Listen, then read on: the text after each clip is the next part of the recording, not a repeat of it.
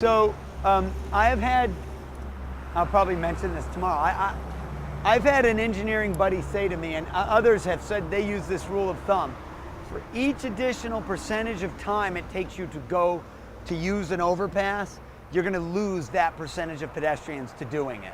So if it takes 20% longer, about 20% of pedestrians will forego it and walk across at grade.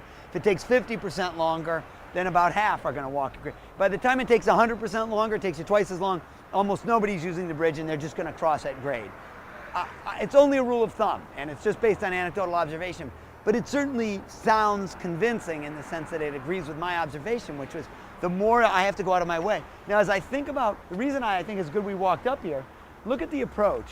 Coming from that neighborhood, how would you most logically come to this? Would you go up to the street, walk the sidewalk down below us, then do serpentine back and forth? No way, right? What you would do is you would walk to the corner of the fence down there on the other side of the little ice cream place, angle straight across the parking lot, through the drive-through traffic and everything, just like I did, and then climb over the little fence down there, the rail, just like I did, and then go up, because intuitively you're going to take the shortest route. None of that is a judgment on anybody. It just, I know how the high school brain works, and they are far more, they're going to definitely come that route, climb right over. My son would probably try to scramble up the exterior of the thing and climb over the fence if he could avoid going up the ramp. He would use the ramp, but only when he's on a skateboard to go rocketing down. I mean, I know exactly how he... You guys, I just want to make a quick observation. I wanted to get the classic, all the lanes full picture. You'll notice I'm not able to, right? I mean, now why is that? Right, so when is it? When is it full? 7:30. Okay, and what does full mean? What is full? It's gonna come right here. Here you go. All right, here it comes. Now watch. Let's think about what full means. This is what we call a platoon of vehicles. It's a platoon. That's actually a term used by traffic engineers. That was less than 7 seconds, right? 1,000, 2, 1,000. And now we're back to empty asphalt. And then we'll have a car. At peak hour, 7:30 in the morning, and probably 4:30 in the afternoon, maybe 5-ish. 4:35. That'll get higher, but there'll still be platoon. I guarantee you there'll be points where I could stand out in the middle of the asphalt there, because they get platooned by the lights. The lights clumps the vehicles and then lets them go. We, in fact, create lots of that capacity at that intersection right down there to store vehicles at that light when it gets stopped. That's just a transportation planning tactic that we use. But what we're doing, therefore, is paving a huge amount. In the analogy that's often given by engineers when we talk about it, we say, if you were designing a hotel, One car.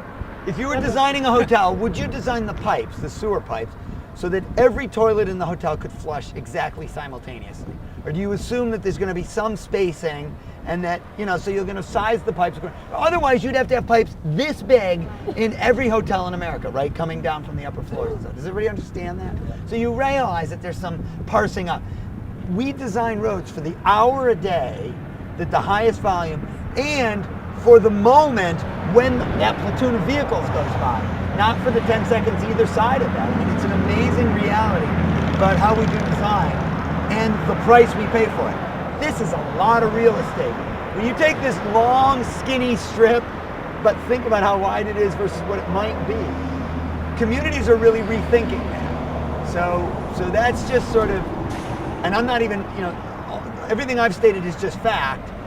The judgment part is for you as a community to think about, what do we want? So, this same intersection, this same treatment in Montreal, they did, and actually in Tucson, Arizona. I can tell you a bunch of places, but I just happened to study because I was on the jurors for the Institute of Transportation Engineers for pedestrian projects. Every year they recognize. So here's one of the ones that won. They put a mid-block crossing right here, not at an intersection, which again, for traffic engineers is sometimes considered blasphemous. No, you put the crossings at the intersection, but they said there's demand. There's a school, there's a place kids are going to go, there's a neighborhood. Let's put the crossing at the end of that road right there. And let's go a step further and put in a stoplight that the pedestrian can activate, but synchronize it with the lights on either end, so that when I ask for a crosswalk, It doesn't give me the walk signal unless it knows cars are stopped anywhere and I'm clear of a platoon. Then it gives me my walk. It stops traffic at that as well. I get across halfway. I have to ask for another one for the other half because I have to synchronize with that light. And arguably, that's still a better design than an overpass that doesn't get used, right? Does everybody get that? That sort of, this not being used solves zero, other than we spend a lot more money on it than we could have on the intersection I just proposed.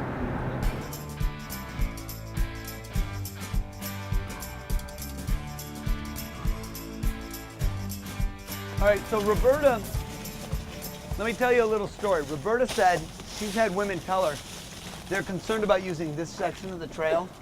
And I think it's only a couple hundred yards long, if I'm just to the end of the concrete. Yeah, because the concrete wall sort of keeps them from, shields them from view.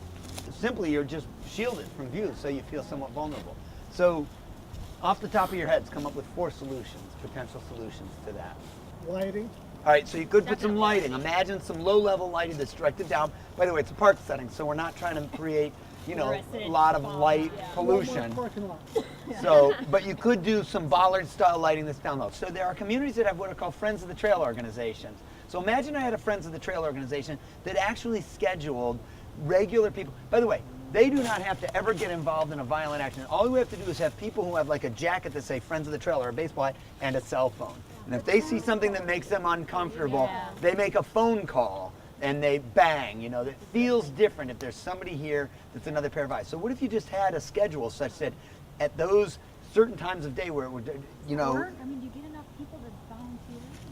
Just throwing it out as an idea. So maybe that's one more. Yeah, it works in other places. Yeah, oh yeah, places have done it. Yeah. It is. We have a huge coalition too. Keep going. All right, you still only gave me 3. So far I've heard lights, more overall traffic, but I didn't really like that one because that's but Friends of the Trail and a trail patrol. Set up a buddy All program. right, so a buddy program. So you could do an online system where people could partner up. You could have a sign-in sheet. The Friends of the Trail organization could have a registry, and you could do it very carefully. You can only partner people with people that they choose to connect with. You know, maybe women would only want to go with other women that they felt comfortable. You know, there are a lot of ways. Good. So buddy system. Keep going. I don't know that you. Now we went high tech and we stayed on this side of the wall. Is it impossible to create a viable walkway or pathway on the other side for the 150 feet? I mean, I understand there are plantings here and so on, but I got to tell you, the moment you start to talk about those costly interventions, figuring out a way to make a path on the other side starts to look cost effective. Louisville has some great parks, and one of Absolutely. them has the same dimension of Yep, road. yep. On the inside, you've got a line that Striped the line. demarcates your ped bike area. Yep. On the outside, there's no parking except for pull-outs. And Yep. I thought that concept would work real well Yeah, here, where it absolutely. just designate pull-out areas. And this notion of sort of having that striped line, you could then we would have a striped section right on this section of the road right here, and you'd have solved the problem so because this guy that here would be I'd just riding jump in out. the bike ped area. Yep, he'd be on a designated, both striped and decaled area that says pedestrians and bicyclists. He'd be good. Then the woman who's running down here and feels a little unnervous, she just steps out, boom, goes on that bike ped trail along the road, then jumps back onto the greenway over there.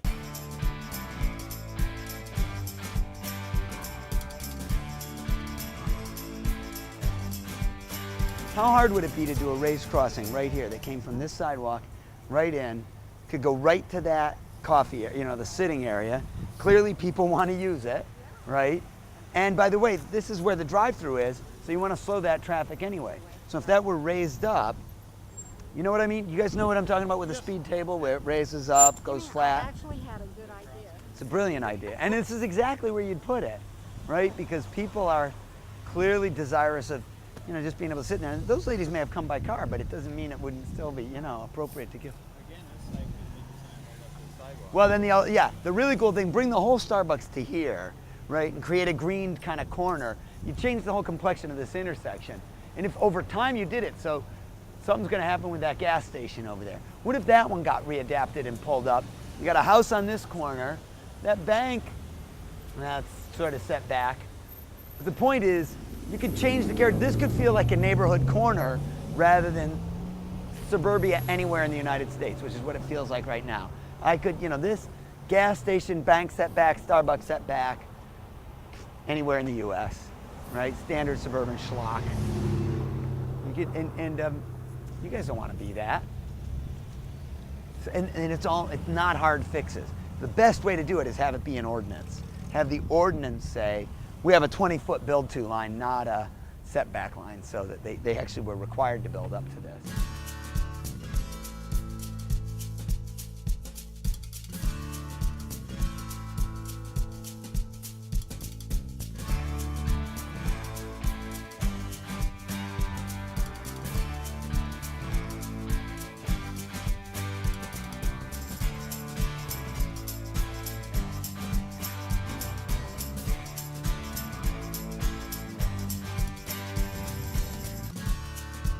It's really been great to look around the community and see both some of the challenges you face, but also some of the great successes. I'm really enthused at the quality of the greenway system you're building and how much progress there is. We just had a ribbon cutting the other day of another section of the trail, and I'm really excited to see that many sections are designed and conceived, and it's just a matter of chipping away, getting the funding, and doing the work to build out this great greenway system. There's also a real tremendous focus on revitalizing the downtown and encouraging both businesses to locate down here, but also people to move back in and repopulate the downtown, which is a wonderfully walkable district. So it really encourages people to be active as a part of their daily lives. I think there's much good stuff happening, but you also face great challenges. Evansville, like so many communities of this size across the country, has really started to suffer what I have to call suburban sprawl. You've got neighborhoods just moving up into the cornfields to the north and getting further and further from one another and from shopping and from schools. You know, the location of the high school out on the perimeter of town, the North High School, is really unfortunate because every child is going to arrive there by car or by bus. So we're going to have to think about those kinds of decisions going forward. Where do we want to locate our schools? How do we want to design our subdivisions? Do we want to make sure we always include sidewalks and require a connection to the trail system? The good news is you've got a great coalition of partners here that are very much dedicated to that. So not only do I encourage their work, but I encourage all of you to get involved. Maybe you can help with a local community garden, or maybe you can help set up a walk to school program in your school. Maybe you can just walk with a group of kids to your neighborhood, from your neighborhood to school on a regular basis. Whatever you do though, get involved, be an agent of change to help create a healthier, more active community.